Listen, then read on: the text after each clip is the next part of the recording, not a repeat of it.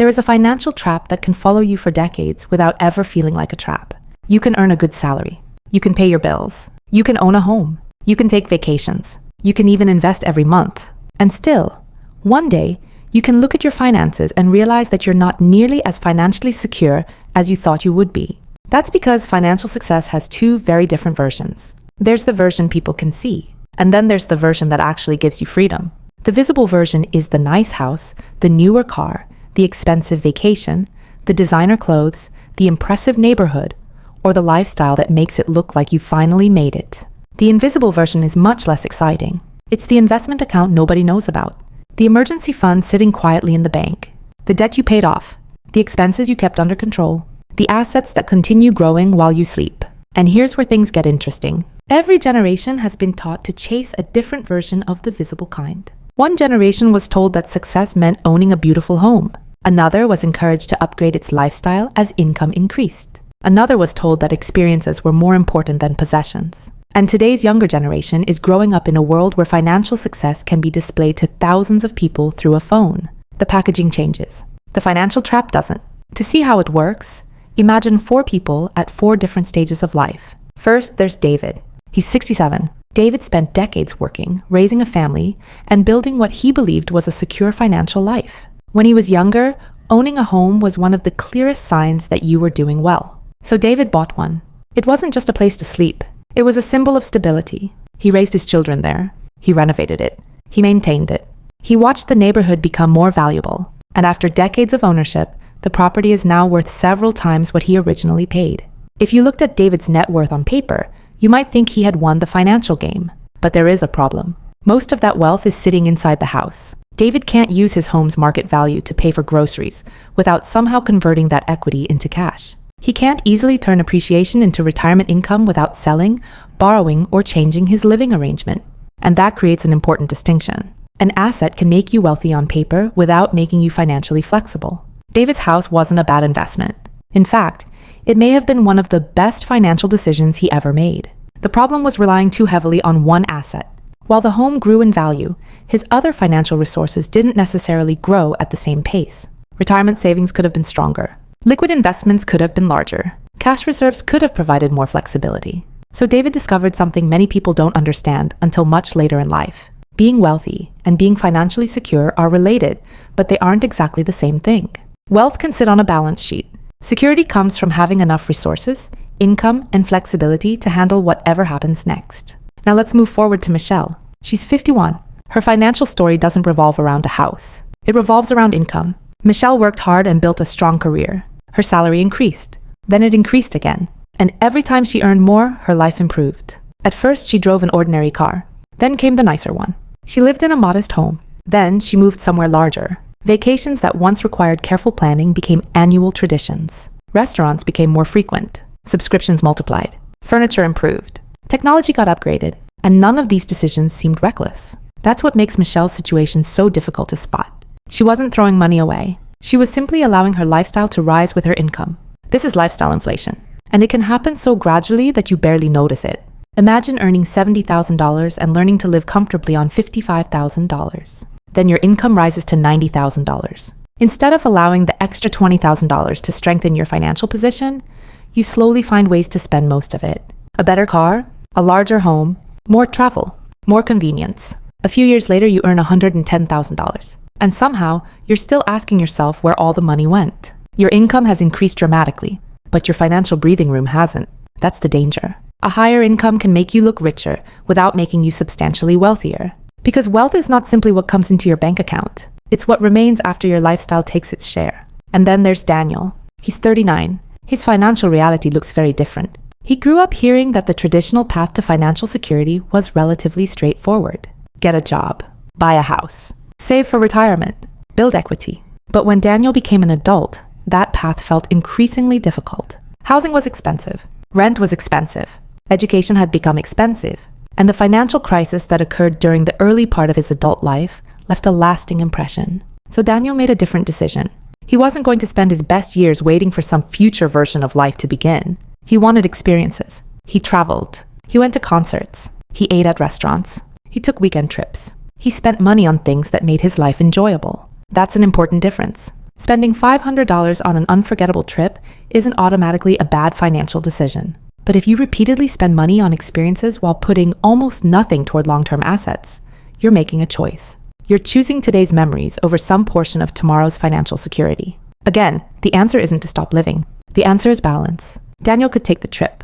He could enjoy the restaurant. He could go to the concert. But he could also automate an investment every month before the rest of his money becomes available for spending. That changes the equation. He doesn't have to choose between living today and preparing for tomorrow. He can do both. Then there's Ava. She's 25, and Ava has an advantage that previous generations didn't have in quite the same way. She has financial information everywhere. She can learn about investing from her phone. She knows what an index fund is. She understands compound growth. She knows that starting early matters. She may even have an investment account already. But Ava has another problem. She lives in a world where financial success can be performed publicly, constantly. Someone can show you their apartment, their car, their clothes, their vacation, their business, their investment portfolio, their morning routine, their financial freedom journey. And when you see enough of this, something happens. You stop asking only, am I building wealth? You start asking, do I look like someone who is building wealth?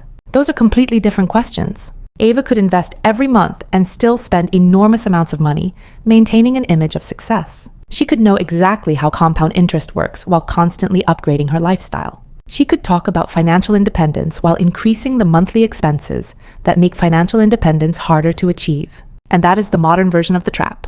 Financial knowledge has never been more accessible, but financial discipline has never had more competition. Social media makes comparison almost impossible to escape. Previous generations compared themselves with neighbors, co-workers, and relatives. Today, you can compare your life with thousands of strangers before you've even finished breakfast. Someone your age owns a house. Someone else has a luxury car. Someone claims to have built a six-figure business. Someone else displays a huge investment portfolio. But you rarely see the complete picture. You don't see the family money. You don't see the years of work. You don't see the sacrifices. You don't see the debt. You don't see the risks. And sometimes, you don't even know whether the image represents reality. You're comparing your entire financial life to somebody else's highlight reel. That's a dangerous way to make financial decisions. So what do David, Michelle, Daniel, and Ava actually have in common? They are all responding to a definition of success. David's definition was ownership. Michelle's was lifestyle. Daniel's was experience. Ava's is increasingly tied to appearance and digital status. Different generations. Different symbols. Same psychological need. The desire to feel like you've made it. And that desire can become expensive. Because once you start using consumption to prove success, there's almost no finish line. There will always be a bigger house, a newer car, a better vacation, a more expensive restaurant, a newer phone, a more impressive neighborhood, a more polished image. You can spend your entire life trying to catch a moving target. And that's why one of the most important financial skills is learning to separate the signal from the substance. The signal is what tells other people you're successful. The substance is what makes you financially stronger. A luxury car is a signal. An investment portfolio is an asset. A massive house can be a signal. A home that fits comfortably within your budget while you continue investing can be part of a strong financial plan. A 5-star vacation can be an incredible experience, but consistently buying productive assets can change your financial future. The point isn't that expensive things are bad. The point is that expensive things should not consume the money that needs to build your foundation. And here's the part most people don't want to hear. Building real wealth can require you to look less wealthy than you could afford to look. You may drive the older car. You may stay in the smaller apartment. You may skip the expensive weekend. You may take one vacation instead of 3. You may resist upgrading your phone when the current one still works. You may invest money that could have bought something impressive. And nobody will know. Nobody will congratulate you. Nobody will look at your bank account and say, wow, what discipline. That's okay. Because the goal isn't applause. The goal is options. An emergency fund gives you the option to handle a financial shock without panic. Investments can give you the option to work less later. A manageable mortgage can give you breathing room.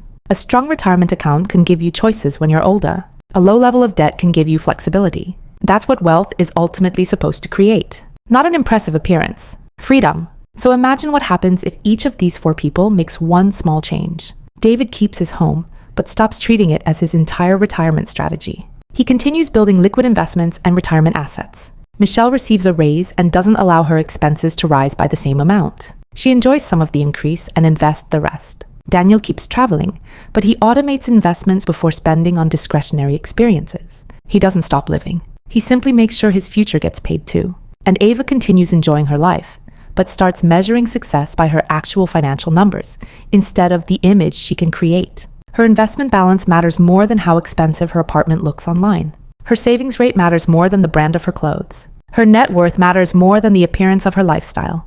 That's the shift. And it can begin with one question. The next time your income increases, don't immediately ask, "What can I afford now?" Ask, "How much of this increase can I turn into future freedom?" That question forces you to think differently. Maybe you use part of the raise to improve your lifestyle. That's fine. But perhaps another portion increases your retirement contributions. Another portion builds your emergency fund. Another portion goes toward investments. Now your higher income is doing more than making your present life more expensive. It's making your future stronger. Because the ultimate goal isn't to become someone who can afford everything. It's to become someone who doesn't need to buy everything. There's a difference. The financially secure person isn't necessarily the person with the biggest house. They may have the older car, the smaller home, the boring investment account, the quiet savings, the controlled lifestyle.